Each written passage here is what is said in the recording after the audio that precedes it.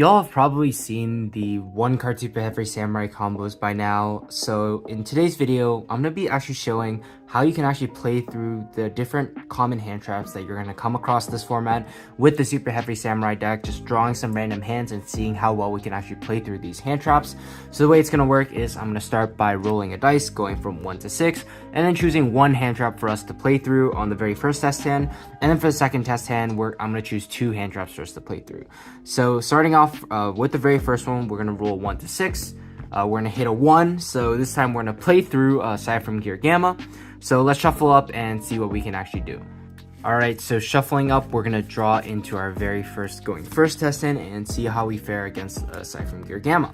We'll start things off with Motorbike, Droll and Lockbird, Jizukiru, Gamma, and a Wakaushi. So we're going to kick things off with the Motorbike and assume that our opponent isn't going to play into our Gamma by just gammaing anything when we have no monsters on the field. So one way we can take advantage of that is, of course, using the Motorbike and the Wakaushi before we put anything on the board, just so our opponent's scared to actually hit it with different hand traps. So we're going to add the Soul Piercer. I'm going to activate the Wakaushi next. Wakaushi is going to summon itself and then place the Big Benkei in the other scale. And then from here, I'm going to normal summon the Soul Piercer and then link this off for a copy of Scarecrow. That's going to trigger the effect of Soul Piercer, add Soul Peacemaker. And then since our opponent doesn't have Droll in this case, I'm going to activate the Big Benkei to add a copy of Soul Gaia Booster as another extender. So then from here, I'm just going to activate the effect of Scarecrow. Our opponent has to Gamma here because otherwise we have a way to Baron while chain blocking. So our opponent is not going to be able to use Gamma another time. So I'm going to assume our opponent Gammas us and gets rid of our Scarecrow. So we don't get to actually bring back the Soul Piercer in this case.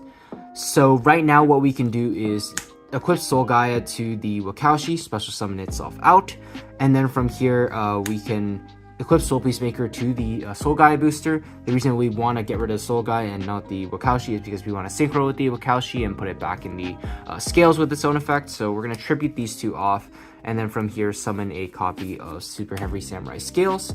Scales effect is going to be able to special summon out a Soul Piercer directly from our graveyard. We're going to link the two off for a copy of Ancient Gear Ballista. That's going to trigger both Ballista and the Soul Piercer. So Soul Piercer in this case, we're going to want to add the Wakaushi because we need to complete our Pendulum Scales. Ballista effect is going to add a copy of the Ancient Gear Box directly from our deck to our hand, and then Box, when it's added, allows us to add Tunneler. And then from here, it's a little unfortunate that these two cards weren't extenders, but I guess it just goes to show even if our hand isn't full of gas, we can still do something. So we're gonna scale the Wakaushi, and then from here, I'm just going to just pendulum summon out these two. I can turn the Wakaushi and the Box into a copy of Excel Synchro Stardust Dragons. Excel effect is going to be able to special summon back either the Bike or the Gamma, doesn't matter. They're both level 2 tuners. And then just synchro that off for a copy of the Baronne de Fleur. And then from here, we can link these two off for just any generic link to, or just Cleave4 Genius in this case, just to get the Tunneler into the graveyard. Because now what we can do is activate the Tunneler effect to put back any 5 Super or Earth Machine monsters. So I'm going to put back Scales, Scarecrow, Soul Gaia, we'll put back the Soul Piercer and a Soul Peacemaker as well, I suppose. Shuffle these in and draw a random 2 cards. And then depending on what we draw here, we can see if we actually get more defensive cards with like more hand traps or such. So what we're going to do is draw 2. We draw 2 engine cards, which I guess is good and bad in a sense because we have follow-up for next turn, but we're sort of vulnerable with only 1 hand trap, albeit Droll is probably the best hand trap to have in this situation. So here you can see that even though we did get hit with a very high impact Gamma on our Scarecrow effect, we were still able to somewhat play through it and still end on a somewhat decent board. We have Baron at the very minimum, and under Droll and Lockbird, opponents most likely not going to kill us through Baron and Droll. And on the crackback, we have a Kaiju to get rid of their threats, and then we have just full follow-up. But let's get on to the second test hand and see if we can play through 2 hand traps. Alright, so getting back to the hand traps now, I'm going to roll a die from 1 to 6 and determine which 2 hand traps that we're going to get. So we roll first, we hit a 2, so our opponent's going to have Ogre, and then we roll from 1 to 5. Our opponent is going to this time have a copy of Ash. So we're gonna be trying to play through both Ghost Ogre and Ash Blossom and see how we can actually fare.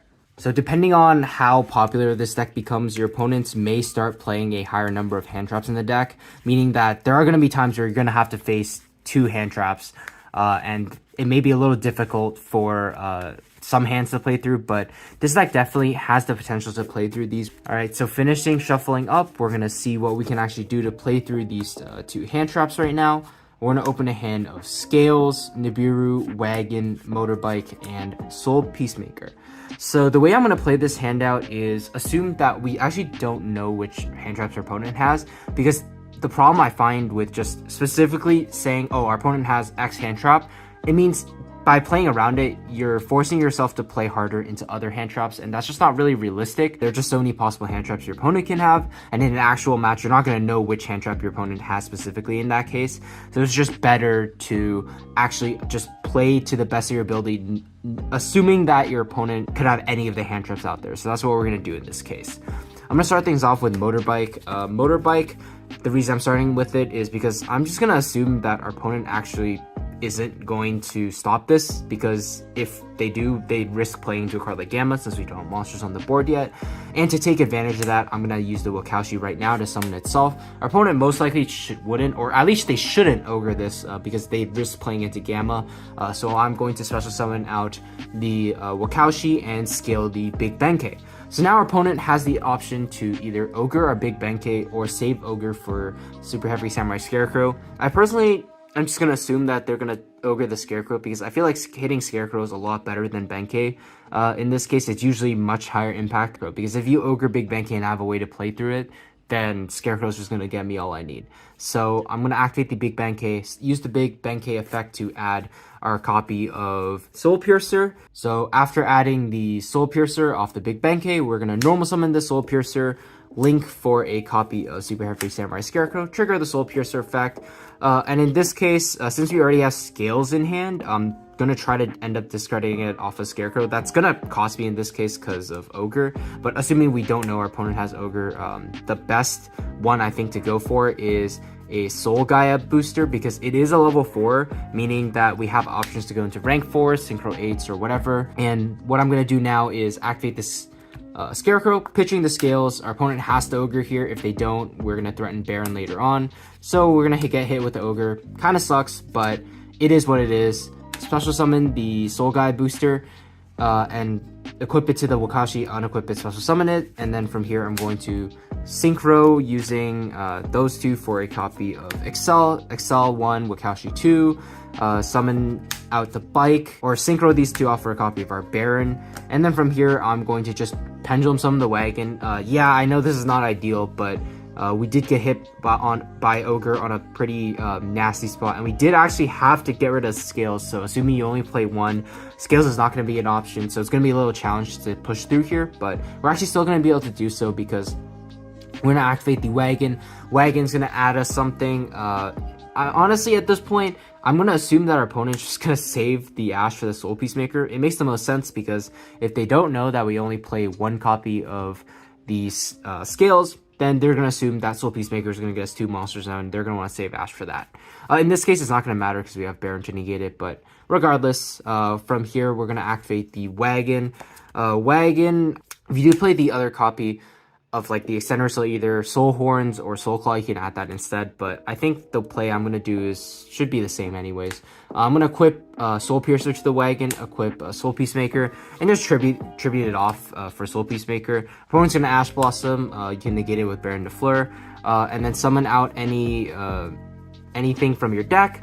I'm just going to go grab a copy of Soul Piercer, and then Soul Piercer effect is going to let us add a copy of Stealthy from our deck to our hand, and then I'm going to special summon the Stealthy, link these two off for a Ballista. Ballista and Soul Piercer is going to both trigger. Soul Piercer can just grab us something for follow-up. Since we already used our Pendulum Summon, unfortunately, we're not really going to be able to do too much here. So we're just going to grab a copy of Motorbike, and then from here, I'm going to resolve the Ancient Gear Ballista to add Box. Box effect is going to let us add a Infinite Track Tunneler. It is really unfortunate that we lost Scales, because if we had Scales, we could have actually perhaps done something a little bit more. But in this case, since we didn't, all we can really do is special summon out the tunneler by attributing the ballista. Baron actually pops the tunneler, and then we're gonna use the tunneler effect, hopefully draw into like a hand trap or something. So we can use this to shuffle back Gaia, Scales, Scarecrow, Stealthy, so it's pretty much all our 1-0s, and then just put back one Soul Piercer so we have access to one in our deck, and then see what we actually draw off of this. And even in the worst case scenario, if we don't draw any hand traps, there isn't too much we can actually do about it. Our Baron the Fleur had to use this negate to stop the Ash Blossom right then and there. Or I guess technically you didn't have to if you just wanted to pass with the Baron but had no follow-up. But by stopping the Ash Blossom, you just give yourself some more follow-up. We just draw 2 random cards. Yeah, in this case we get lucky. We draw Darien King and Ash, which are perfect. But in worst case scenario, if you didn't draw anything, you'd at least have 5 cards in hand, a full Pendulum Scale, Baron the Fleur that can tag out into something. You could just tag out into a copy of like Soul Piercer or something. It's not going to do anything, but it just gives you a bit more follow-up. And then depending on whether you drew your hand traps or not, you can try to go from there. So even though I know that like these 2 test hands, like you didn't really end on much, and you could say like we didn't technically play through them, you could see that our hands weren't exactly ideal in both cases. So even though our hands are bad, and even though our opponent has these high impact hand traps, we're still able to actually sort of play through them and end on something at the very least, so we don't have to pass our turn. So hopefully I was able to show you guys, even with awkward hands, even with our opponent having these extra hand traps, SuperHeavy Samurai is still resilient enough to actually play through it at times. Yeah, with that being said, I just want to thank you guys so much for watching. Hopefully you guys enjoyed the video. If you did, remember to leave a like, comment, and subscribe. Check out your playmat as well as CardTrader Zero using my links in the description below if you want to get your own custom playmats or get cards shipped worldwide for very cheap. By signing up with my affiliate links, you are helping to support the channel for the purchases that you'd already probably be making. I just want to thank you guys so much for watching once again. Stay tuned for the deck profile, which is going to be coming out in a few days after this. But with that being said, I will see you guys in the next one. Take care.